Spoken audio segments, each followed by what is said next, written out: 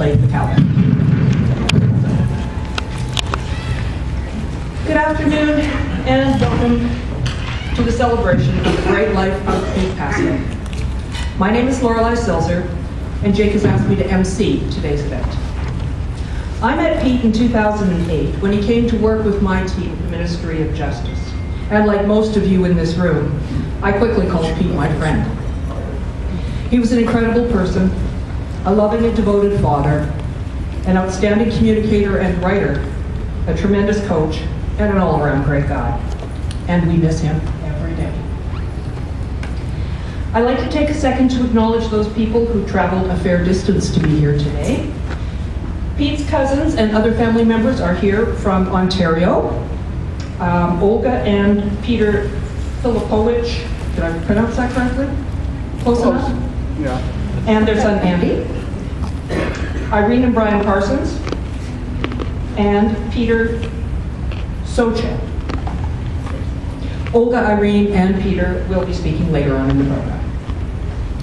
Stephen Lambert is here from Winnipeg, and he's not wearing a Bomber jersey.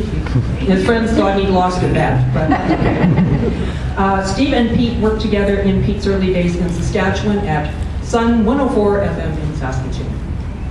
Is there anyone else here that traveled a distance to be with us today? No? Did I see a hand go up back there? I never really gave much thought over the years as to Pete's circle of friends. I knew he had people he would hang with to watch sports or talk sports, or he'd go for supper at somebody's place, usually on special occasions. Sure, there were guys that he worked with on the sports beat, and the people that he freelanced for. But I hadn't met any of them until he got sick. Pete wasn't the kind of guy to throw a house party and invite everyone he knew in the city so that we could all get to know each other. When he got sick, I had an awakening, one of those, of course, aha moments. Through various happenings, and most especially at the pizza fundraiser last summer, I saw how broad a circle of friends he had. People I knew, but didn't know they knew Pete. People from all walks of life, people of all ages. They were all there to support their friend in his time of need. And Pete was overwhelmed and humbled by the turnout and support. I would like to now introduce our first speaker, Joe Dojak. Joe worked with Pete at the United Way when he first came to Regina, and they were movie and sports pals.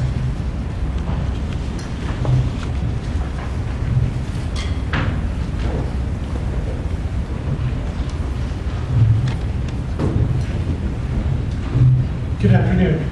My name is Joseph Dojak, and I'm joined up at the podium today by Kelly McElroy and Carlos Palazzo. Together, along with Pete, we made up what we lovingly refer to as the NBK, or the New Boys Club.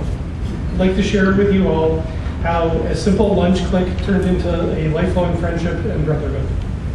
The NBK started when Pete, Kelly, and myself were working for the United Way Regina. It began as a way for the guys in the office to get together and discuss the deep and important, significant issues affecting men. You know, like sports, movies, and Pete's ungodly love of cheese. When we came back from our first guys' lunch, someone in the office made a comment about the Old Boys Club at it again. We quickly disagreed and said the Old Boys Club had power and money, and since we had none of those things, we didn't work for a charity after all. We were the New Boys Club, or the NBK, and the name stuck all these years later.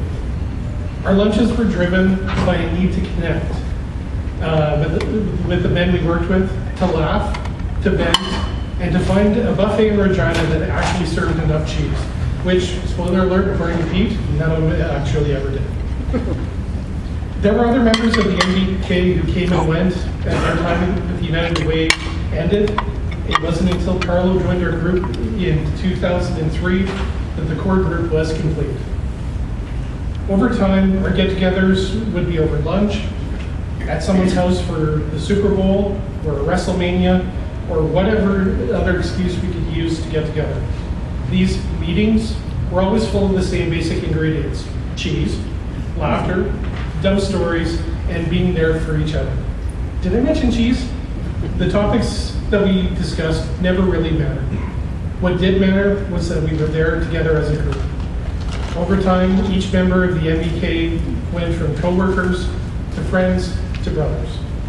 We were there for each other no matter what, because we knew they would be there for us when we needed them the most. No matter where we ended up in life, including the far and exotic world of moose jaw, we were always there together. We spent holidays together, we shared in major victories and losses, and each of us always knew that the other members of our special little group would always be there. Even when they disappear 5 minutes before the start of your wedding. When I proposed to my wife, she asked me who I would want standing up there with me. And I knew instantly I wanted the NBK up there. So on that fateful July 4th, that was the day of our wedding, there we were in the middle of Waterfall Park here in Regina, in our suits, waiting for the start of the ceremony, melting in the so hot sun that we had that day. I was excited for the big day and to have Pete, Carlo, and Kelly be a part of it. However, 5 minutes before the ceremony was supposed to start, I couldn't find them. They disappeared. Eventually, Pete led the boys back, including Jake, and I asked, what happened? Where did you guys go? His answer was short and sweet. It was hot, so we went to grab Slurpees. I couldn't be mad at it, although I was mad and still to this day remain mad they didn't bring me one. The connection the four of us shared over the years included food, laughter, and unspoken love for each other. When Pete got sick, we made sure that the unspoken part was said. And we told him we loved him like a brother because that's what he had been. I can't point to a single act or event that best exemplifies what our friendship was, because it was so deep, it was foundational to who we are today. The MBK became a group of brothers bonded over time and an unending connection to each other. That and cheese. With Pete's passing, we've lost a founding member of the MBK, a friend and a brother. We will honor you each and every day by continuing to do what we did every day. Be there for each other, offer a witty joke, a friendly face, recommended adding more cheese to everything, and always listening, and always being there to listen. And Pete, if you're up there reading over my shoulder, you'll notice I actually used the correct spelling of there. I know that was a big issue for you, but Pete's the right one. Our lives and our lunches will continue without you, brother, but you will never be forgotten. After all, we still need to find a lunch buffet that has enough cheese.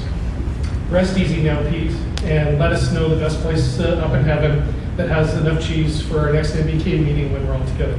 Love you, brother.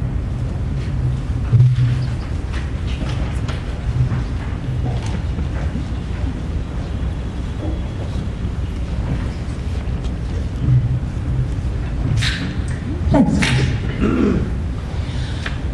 Before our next speaker, I would like to share a message I received to be read at this gathering.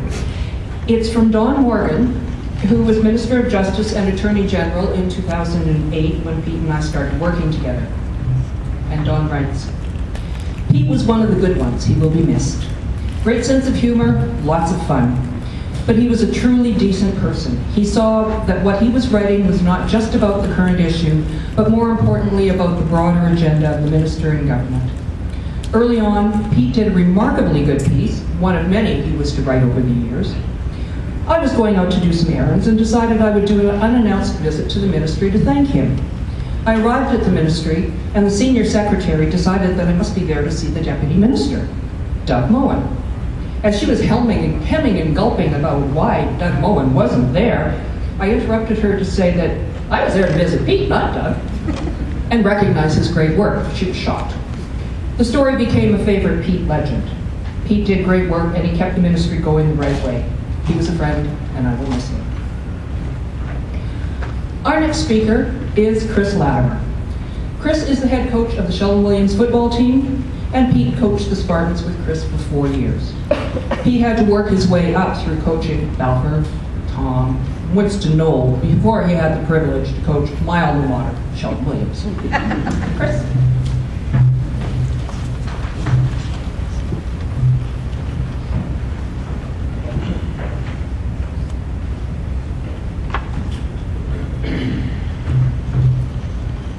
Good afternoon, everybody. This might be the largest crowd I've ever spoken in front of, so don't judge me too hard when I'm stumbling over words here. But Pete, what do you say about a guy that hasn't already been said? Kind, funny, big heart, selfless, dedicated. The list goes on and on and on. All of these things and more are echoed by everyone I've ever spoke to about Pete.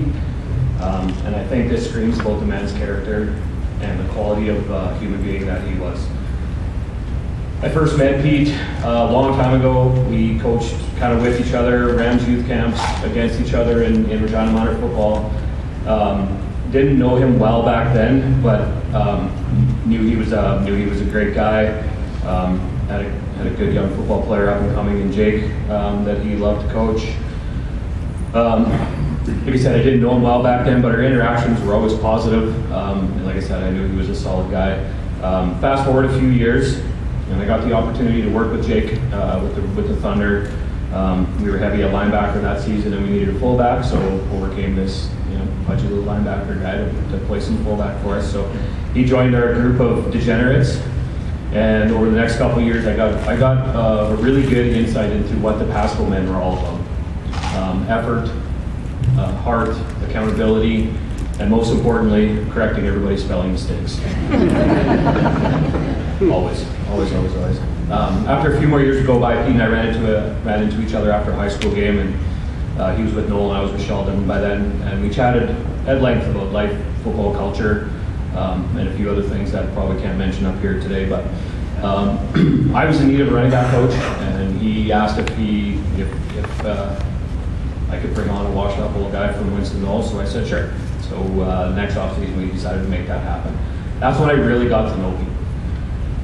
His passion for football, growing young athletes into quality young men, and just the light that he was able to shine on us every single day.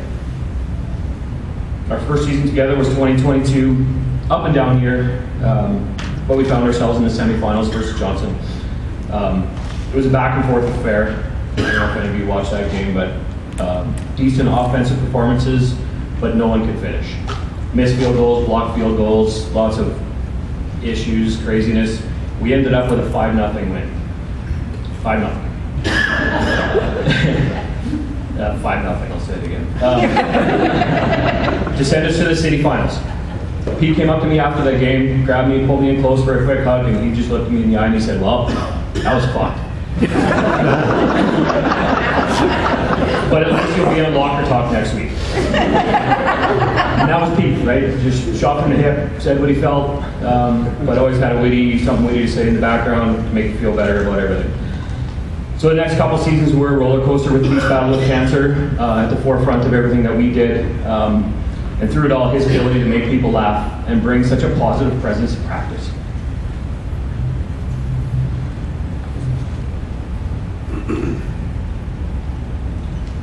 Even through his darkest moments, that's something I'll never forget.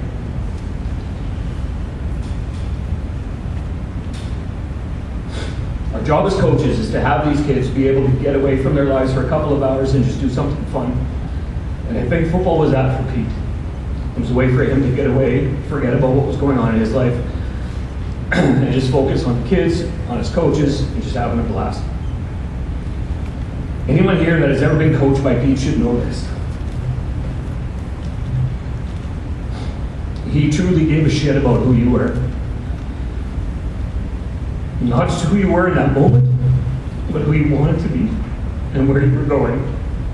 Sorry. We talked a lot after the season about the graduating players and what they were doing, and he was always asking me, what so-and-so was up to, what this guy was doing, wanting updates about all his players. He appreciated all of you, from the work that you did on the field, walking his dog when he couldn't, just sitting in his living room chatting football, music, or whatever came up. It was all the little things that he held so dear, and you were all a huge part of his life.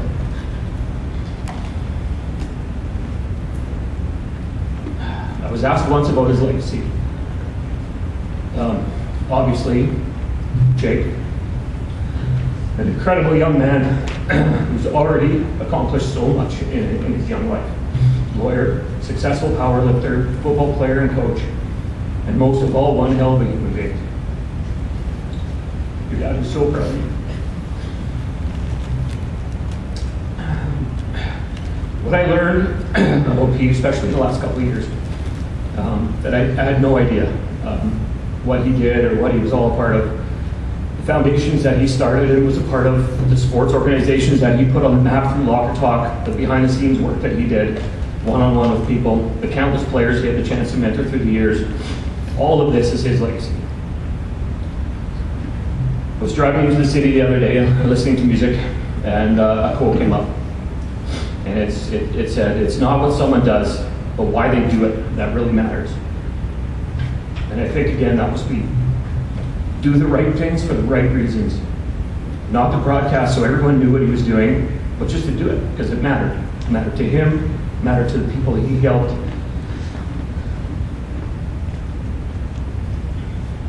He was remarkable. And Pete, I always want to thank you for being a friend, a bright light. Even in your darkest moments, your priority was being a positive influence and a guiding light. I love you, brother. You'll be missed by everyone.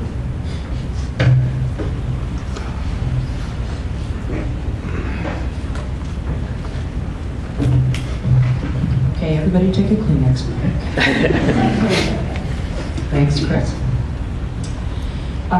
One thing Chris didn't mention was that Chris has worked to create an annual game between Sheldon and Tom that is specifically centered around cancer fundraising and awareness. So, thanks for that, Chris.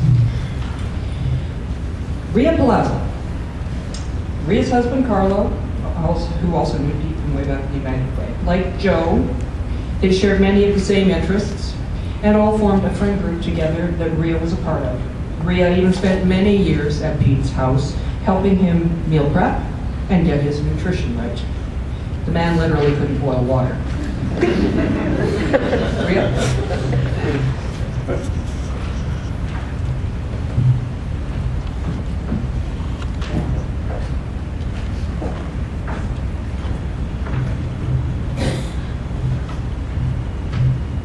Good afternoon, everyone.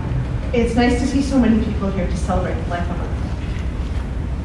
For those of you who don't know me, my name is Rhea Palazzo, and I am proud to have been a friend to Pete and to have been part of what he called his inner circle. I met Pete way back in, I don't even know, 2003, 4, 5, somewhere in there. I was joining a couple of my buddies for lunch, and Pete was also joining. I had grown up hearing Pete do the morning weather on 980 CKRM, and one of my friends dared me to fangirl when he showed up. As in, oh my goodness, that's the famous Pete Paczko. Anyone who knows me knows I did not do that. I spoke to him like a normal human being and was quickly enamored with his quick wit and sarcasm, a trait we both shared. Many sarcastic comments were inserted in many conversations with a quick look and a smile we both understood. Many a moon ago, Pete was interested in starting to do clean eating, or I said, and had asked me if I knew anyone who would want to help in this endeavor. Yeah, me. I said I'd give it a try, and so started cooking for Pete. He was easy to cook for. He wasn't picky. Really, the only thing he didn't like was quinoa. Once a week, I'd go over to his place, make a week's worth of food, give Dexter, and later on Frank, some cookies and some love, and a lot of the time sharing some conversation with Pete while he was doing his usual Sunday loads of laundry and ironing. Pro at ironing, even did some for me. We talked about everything, sports, Locker Talk, whatever freelance project he was working on, music, trips, stories from long times ago, and of course food. But one subject that he loved talking about was Jake. From this squeaky voiced, scrawny little kid who was this tall when I met him, to this kid who now towers over me, handsome, extremely smart and strong. Your dad loved to talk about you. What you were doing in school, what play you were in, what you were doing in band, what you were doing in sports, how you were growing and excelling.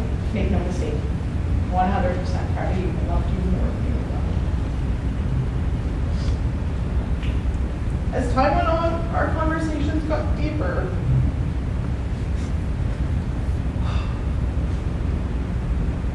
And topics more narrow, and I got to learn many things about our friend that were not things he talked about with everyone. I will keep those conversations to myself, but one I will share about you was about that Pete And I did not know this until that day. We were coming back from Saskatoon after his last CT there, and the song Rhinestone Cowboy came up on my playlist. And he started, in Pete fashion, saying the lines before they were sung.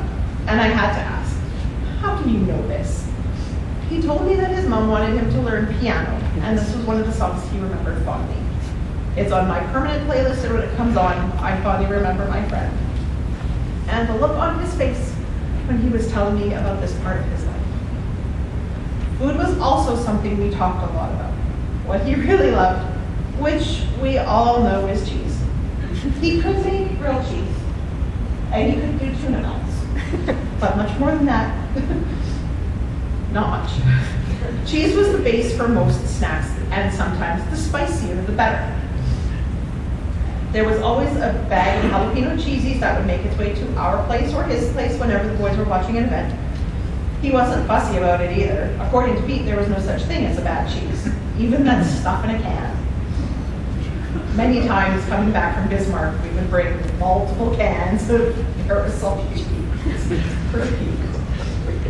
Recently, he was introduced to smoked cheese, and that also became a favorite, especially the habanero one.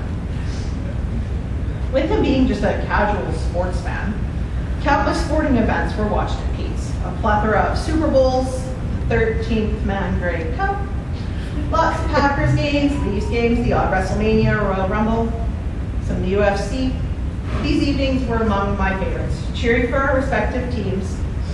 When I managed to stay awake, lots of snuggle naps with Dexter were the result of a sporting event. Sometimes it was just a go sports situation where we were just watching to watch. Lots of laughs, lots of pizza, nachos, lots of wonderful memories. So Coach, thank you for the hospitality, the friendship, and the memories. Until next time.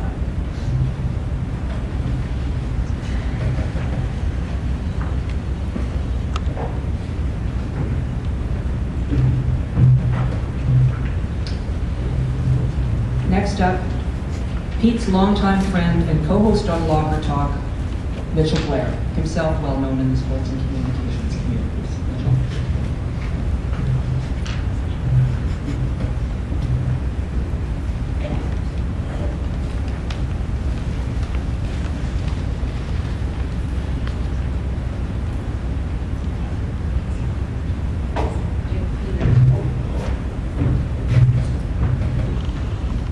Hey everyone, thanks for being here. It's great to see this type of crowd.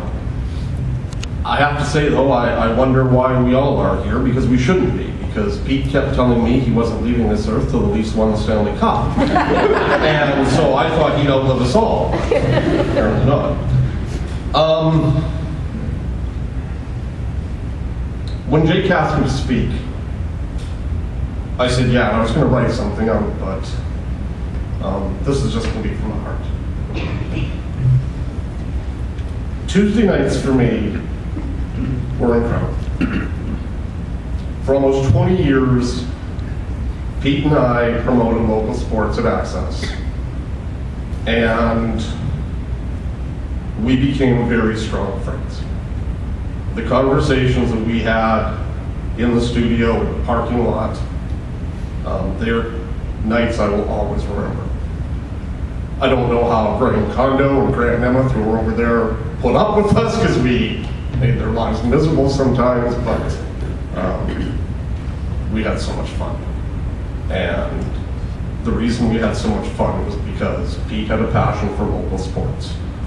It didn't matter if you were this high and had won a Regina minor football, or if you were a Rider, if you were a Pat, a Riot, a Red Sox, a Cougar. You meant just as much to not only him, but us. There were three things that Pete just loved.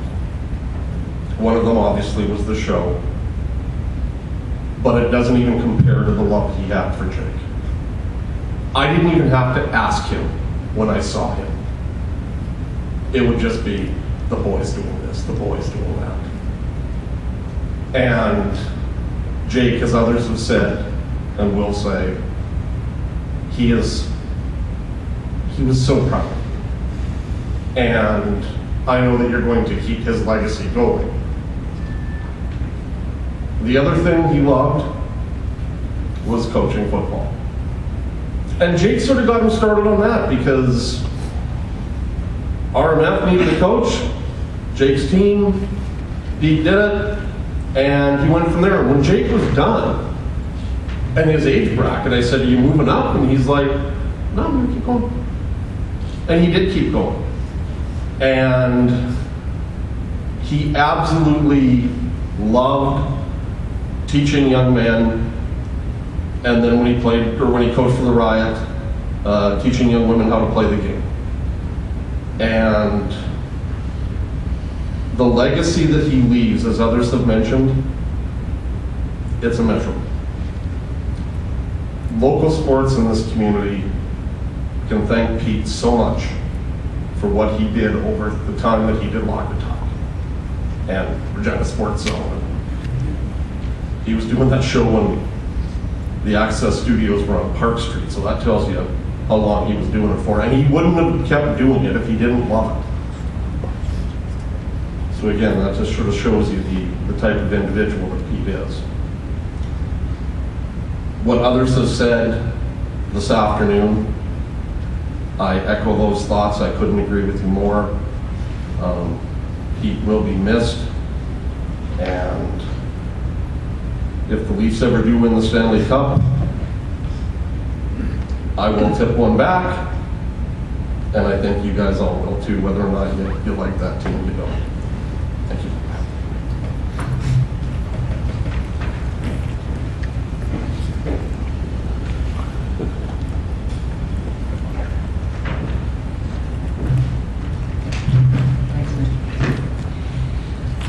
Stephen Lambert, who I introduced as our guest from Winnipeg, wanted to relate a story from when they worked at the radio station in Saskatoon.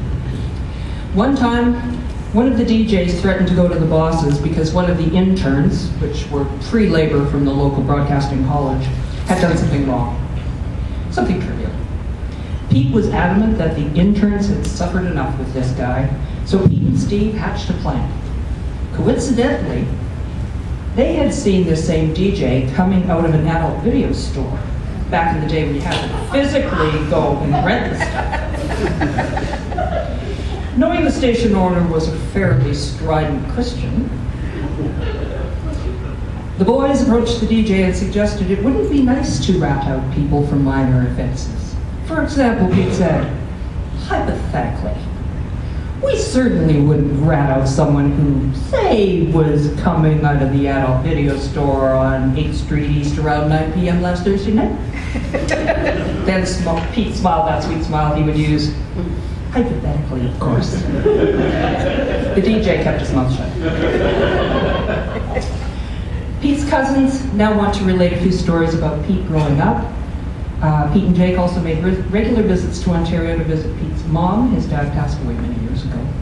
And they will share some memories from those times as well. So Olga, Irene, and Peter, can you come forward, please?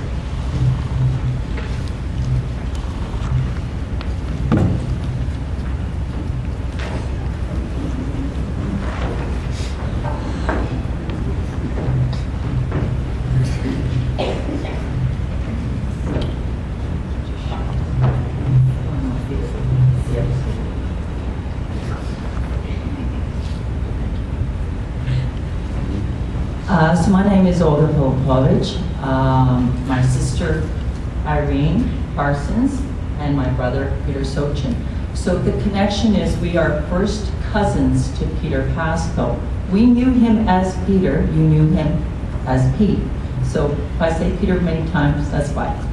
So Peter's mom, Helen Paczko, was our mother, Katerina Sochin's sister. And in 1958, Helen and her husband, Joseph Paczko, came to London, Ontario from Poland and immigrated. She wanted to be close to her only sister. So we all grew up in London, and we had many, many, many celebrations, gatherings with Peter and his family over the years.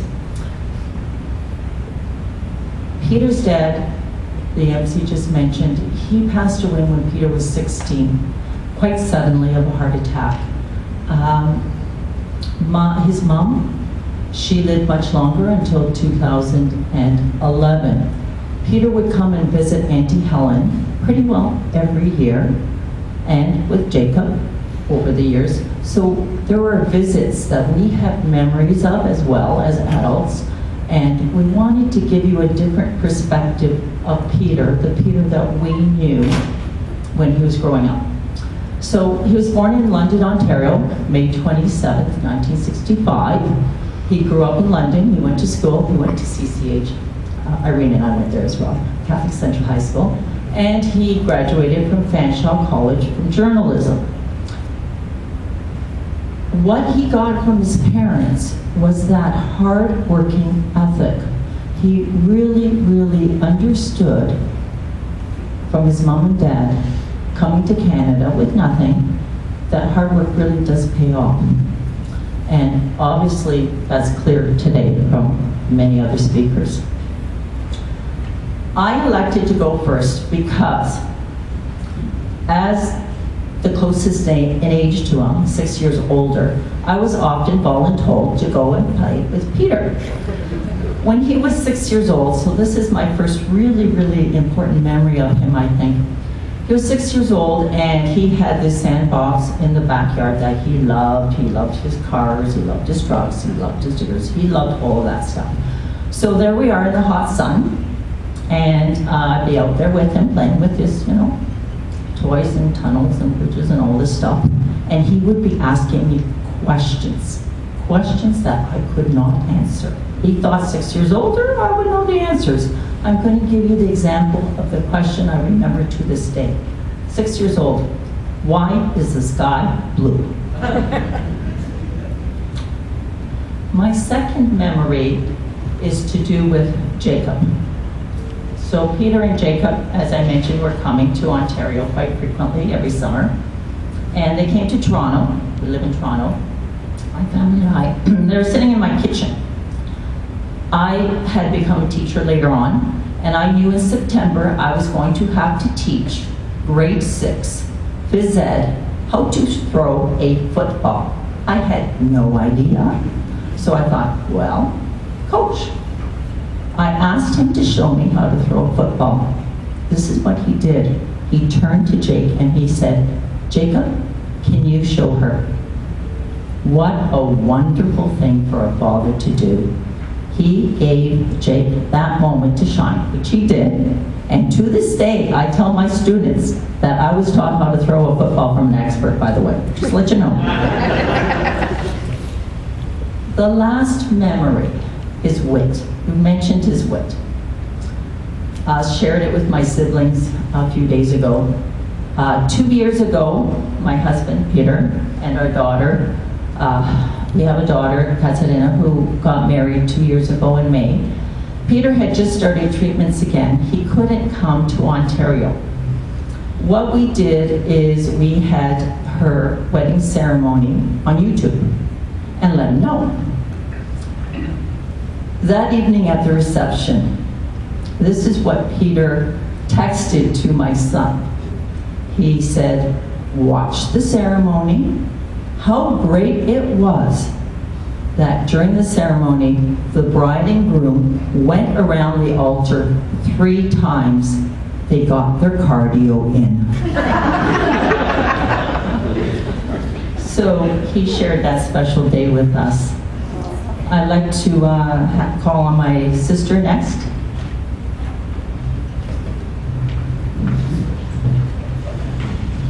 Hi there. I'm the middle child, all right, so my younger sister, my older brother. I'm Irene. Olga says that she was always asked to play with Peter because she was the closest in age to him. All 3 of us were clearly older than Peter. I, as the oldest niece, was often asked to help out to take care of Peter. So that's where some of my memories come in as a child. But it started with, as Olga said, that we had a very small family. Post-World War II, immigrants were allowed to come to Canada as displaced people. And my mom came first. But she was the only one from her family in Canada. So what she did was she either sponsored or made sure that her sister, her brother, and her dad came to Canada so she wouldn't be alone. Pete's mom lived in London, as we did, and my uncle and my grandfather lived in the Hamilton area. So as a result, we spent a lot of time with Peter's family. Every Thanksgiving, Christmas, Easter, graduation, just, you know, for the weekend, we would be getting together. And then oftentimes also my uncle and his family and my grandparents would come down. So we were very tight-knit.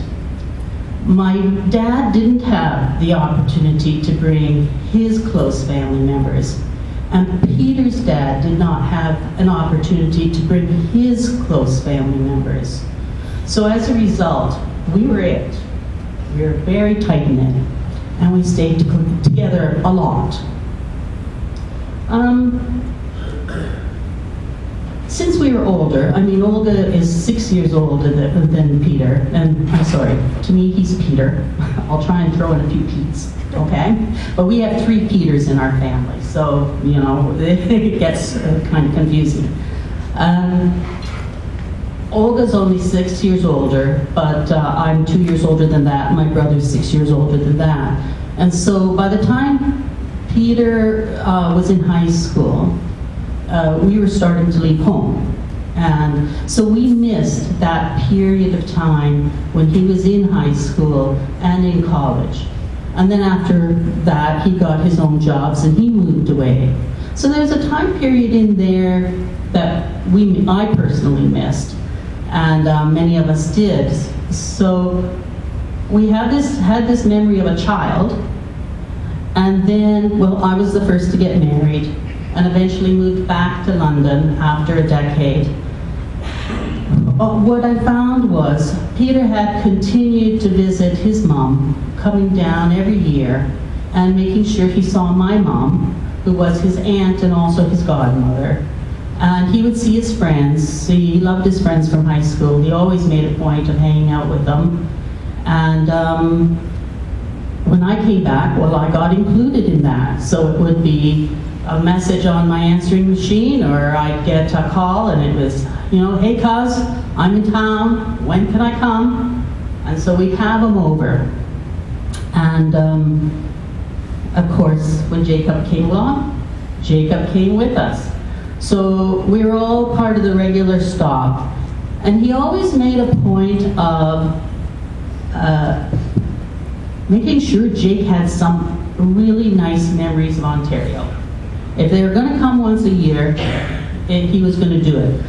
But he was easygoing and flexible. He came to us and it was, well, there's a new playground equipment at the park. You want to go? Absolutely. So I have memories of us throwing frisbees with Jake and climbing on the equipment, throwing balls around. Then it was, well, Jake's a little older, maybe he wants to go to Storybook Gardens. Maybe he wants to go to the local water park, and things like that. And then he started to head to the Toronto area. So kind of did all the things in the London area and time to branch out. So it was Canada's Wonderland, it was the Toronto Zoo, it was African Line Safari. And then he would meet up with Peter and his family and Olga and her family, and they'd be doing things there. And it was a bit of a stretch because if he flew into London, he drove to Toronto, which I'm told by Saskatchewan standards is not very far, but 3.5 hours one way, spend the day, and come back 3.5 hours. So he was going out of his way to make sure that he was spending time with family and that Jake got to know his Ontario family, his side of the family. So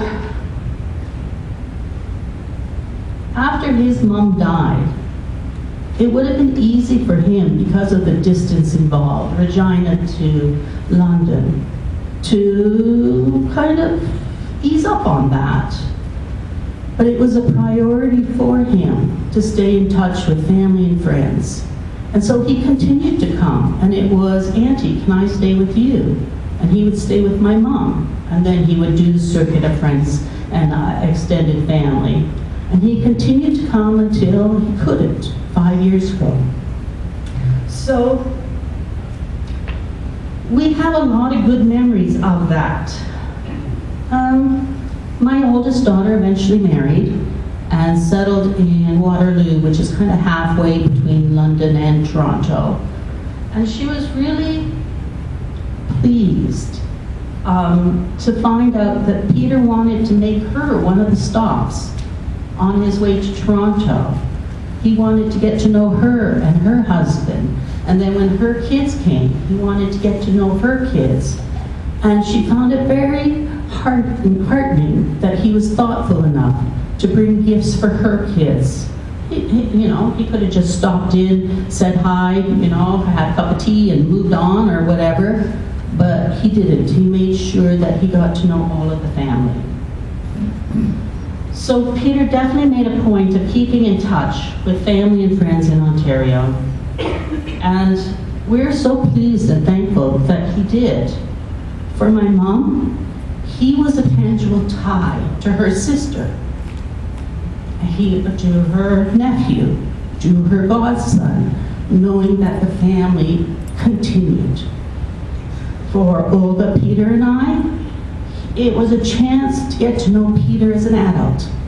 We're fascinated by the stories we've heard today, from the things that have been posted, the tribute that was done on Locker Talk, the things we have seen that have been posted about Peter. It's a whole life here that we were only just a little bit aware of. I mean, he'd come to Ontario and kind of like, well, what are you doing? Well, I got this cable show that I'm doing, I don't know how many people watch it, So he was always kind of like, no big deal, let's talk about you, or let's talk about something else, or, well, what are you doing now? Well, I'm doing communications for the Premier. Kind of like, oh, okay, is that interesting? Oh yeah, well, now let's talk about you. Let's see what's happening in Ontario. So he always downplayed what he was doing here. So for us, it's so nice. This is so nice to have seen him as an adult here and the life he made for himself here, which is awesome. It sounds like it was absolutely awesome. So for all of us, of course, my mom and my brother and my sister and my children, we got to know Jake, and we got to watch him grow. And as he grew up, I mean, it's just so nice to see a child grow and change and develop interests, and also turn into the fine young man that we see today. So basically for Peter, family and friends were very important to him. And he made sure that his actions reflected those priorities of his. And we miss him.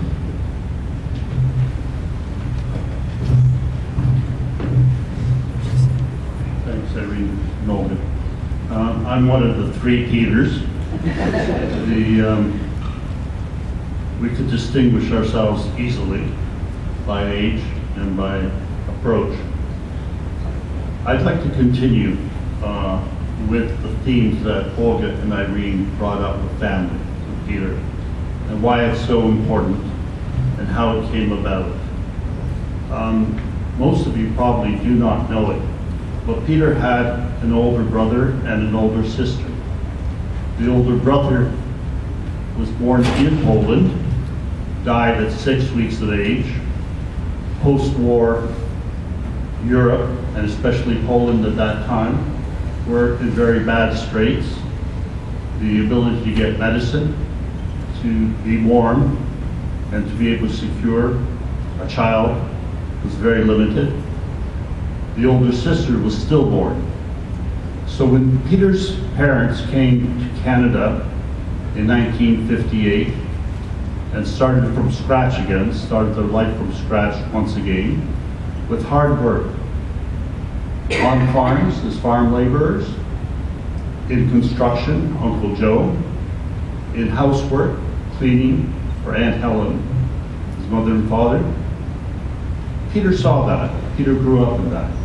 And then Peter was born later on. Well, after 2 earlier children that passed away, Peter became their pride and joy late in life.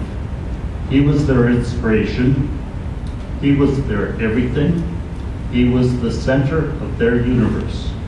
And we saw that. And they did everything that they could with limited means in the beginning, but never sparingly, to provide for him, to guide him, to help him. And I think in that way he also got a sense of family that we've been fortunate enough to be able to continue and to keep with us, and through Jake as well. The values of staying in touch, of knowing who your close relatives and friends are, of managing to maintain those ties, those are ones that are our lives at the end of the day. That was something that Peter recognized and managed to keep. Now, although there was a large age difference between us, we did get to see Peter in various phases of his life. And one I'd like to mention to you, which I saw when he was a student in journalism at Fanshawe. Peter, in our opinion, our unbiased opinion, had tremendous abilities. He was a really smart guy. He was bright, he was capable, he was a quick learner, he knew a lot of topics and had a lot of knowledge, a lot of subjects. One of the things that happened when Peter was a student at Fanshawe College was that they had just completed a studio, a broadcasting studio there. And they wanted to publicize that. They wanted to promote it, wanted the community to know about it, and they wanted to take advantage of it. Well, when a federal election came around, they approached the local television station, CFPL, which not only dominated London, it was the only station in London, and was covering the federal election. They asked if Fanshawe could provide some of the coverage. CFPL surprisingly agreed, and it gave them a lot of time. You know how on election campaigns, they always show the national results, they show what the general context is, and then they have spots on the local ridings that come out. Well, Fanshawe and the students at Fanshawe covered the 4 or 5 London ridings that were there, and Peter was the anchor of that broadcast. They had 3 or 4 20 to 30-minute spots, which was almost as much as the local CFPL TV station people had to cover local broadcasting. They did a phenomenal job of it, and it was due largely to Peter's abilities and talents as an anchor, as a person who understood politics, who understood the environment at the time, as somebody who could promote the students that were his reporters on site, that was able to integrate politics at that time and the events that were going on, and had the gravitas to carry it off. Peter was a fellow of tremendous ability. If he liked something, if he was interested in it, he was, as we've learned, heavily involved in sports here in Regina.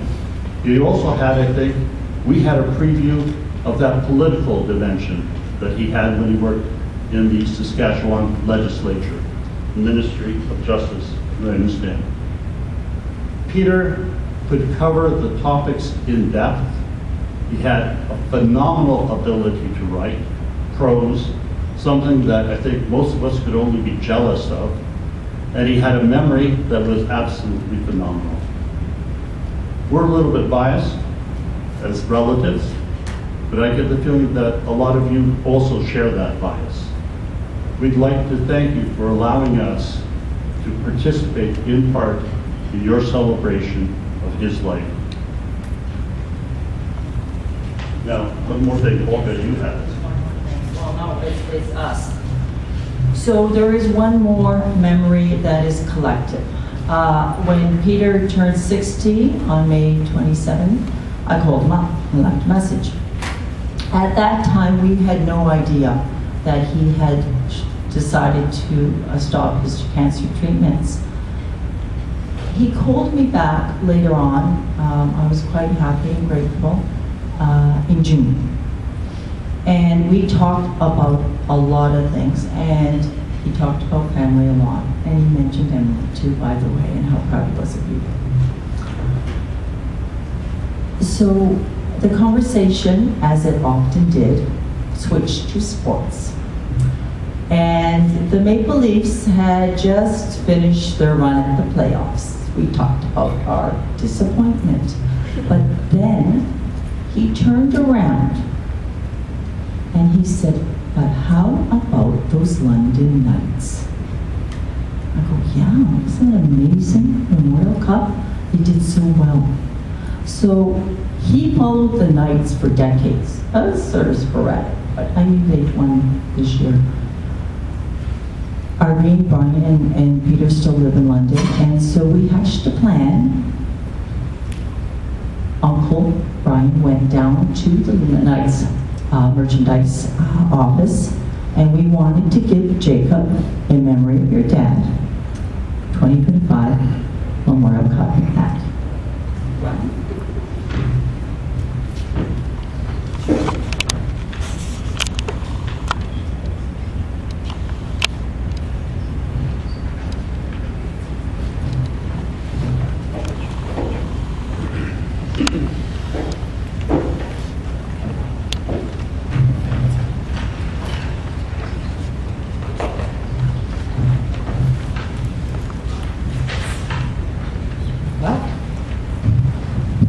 I guess now we'll hear from the man who needs no introduction.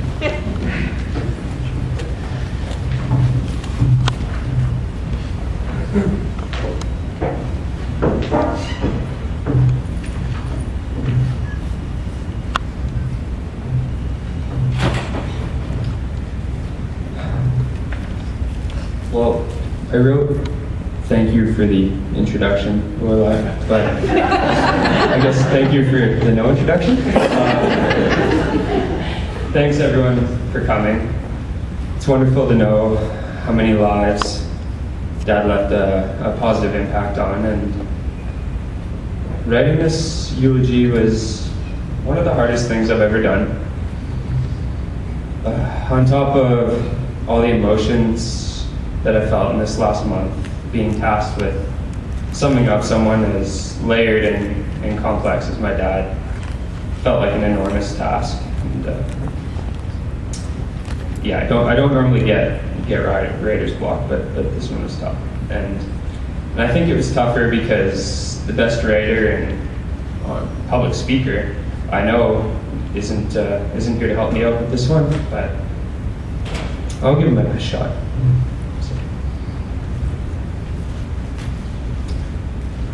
Many tips for writing eulogies recommend starting with a quote. Dad had a lot of sports and literary idols, so of course there's no shortage of quotes for me to choose from. But the more I thought about it, the more I realized that nobody's better to quote than one of the funniest, articulate, and intelligent men I've ever known. Of course, he gave me a quote too. So the final thing he ever said to me was simple. It was just do good things, and it's really appropriate that those words, last advice he gave, they're also the words that most accurately sum up his life. Dad did good things. It's really simple as that. We've heard today from many people who knew him from all walks of life, different friend groups, colleagues, family, co-coaches. Amongst all the stories we heard, there's common themes. He made people feel heard, valued, and genuinely cared for. He did that by doing good things. A great example of his character and how he lived by that mantra come from the night of November 17th, 2022.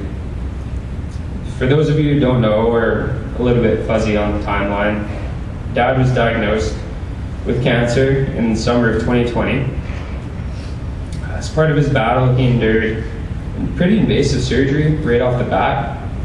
He was prescribed 6 months worth of chemo pills. He had an ablation, and he was eventually declared to be in remission. As part of the monitoring process, he was getting quarterly MRIs. On November 17th, 2022, he received a phone call, not from his regular oncologist, but someone else tasked with breaking some hard news about the results of his latest MRI. This person, rather bluntly, told my dad his cancer was back, and he was, for lack of a better word, screwed. He told him straight up he would be dead within 12 to 18 months. He got another 2.5 years, so fuck that guy.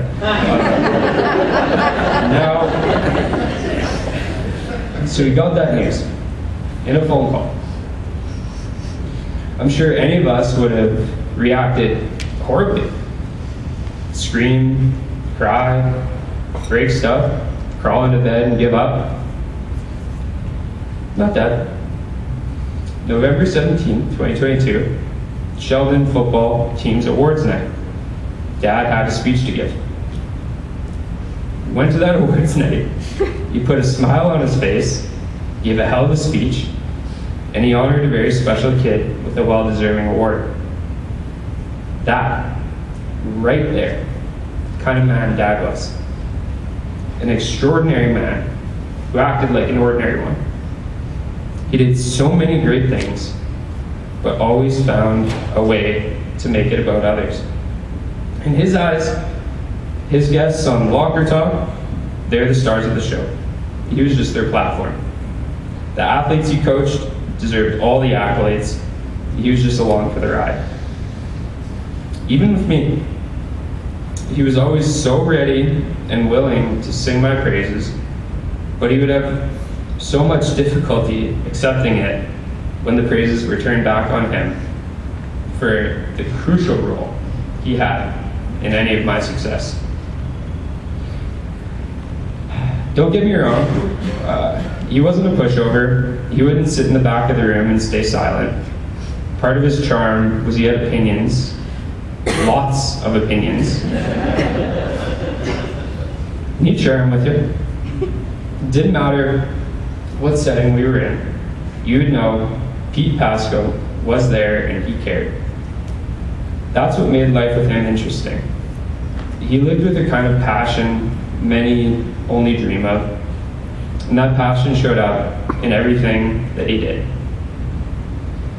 He treated every person that he interviewed like they were famous. He prepped meticulously, took detailed notes, knew things about them going in, and he gave his best effort to share his story. He approached coaching the same way. Every single kid he coached will probably tell you about Coach Pete's sarcasm, wit, inappropriate nicknames. But he wasn't just the comic relief coach. They'll also tell you about how he went above and beyond. Coaching was a passion for him, and it showed up every single day. He taught young athletes how to lead, stay grounded, not suffer fools, and how to work through setbacks. He set high expectations. He never let you cut a corner, and everyone was held accountable. But we all knew that he would never ask us to do something he wouldn't do himself. you'd never catch Coach Pete being unprepared or taking the easy way out. He did good things. That's what made his lessons stick beyond the football field. The values he taught developed so much character for those lucky enough to work with or under him. And those values carry those people on through the rest of their lives. Fortunately for me, I got the same intense and passionate coaching outside of just the sports context. Yeah, he coached me hard in sports. He thought, coach's kid, you get the opposite of special treatment. But man, he coached me hard in life too. Spelling tests required the same prep and intensity as my first wrestling match. Learning how to drive, same lessons as learning how to hit a baseball. Everything required work and attention to detail. He invested so much into me and never asked for anything in return. That's how he treated his relationships with everyone, not just me. He lifted others up, shone a light on their gifts and talents, and created so many lasting connections. So in closing, I just want to share how proud I am to be his son. I could go on and on with stories I've witnessed or been told about all the amazing things he's done. What a talented worker he was, how funny and caring a friend, how he would recognize wrongs and injustices in the world, and he would take steps to combat them instead of just standing off to the side and complaining. But honestly, I just want to close with reiterating how wonderful of a dad he was. We loved going to Rider games, talking about the Packers, Buckeyes, Leafs. We'd read the same books, enjoy going for walks with the dogs. We'd crush anything filled with cheese and carbs. We'd go to the gym together. We just enjoyed spending time together.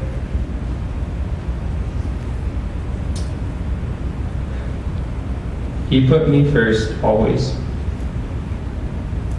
He trusted me, believed in me, and empowered me with skills and drive to achieve success in my own life.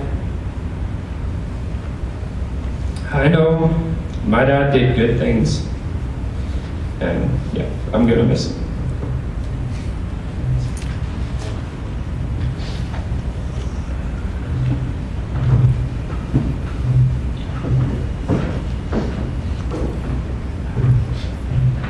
Take a minute.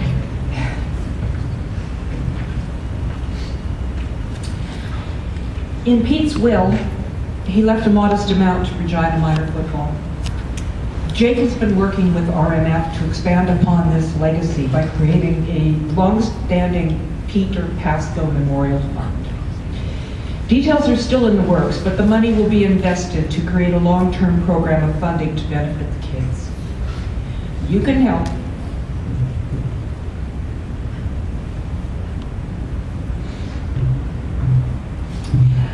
You can help Pete's modest donation become a true legacy.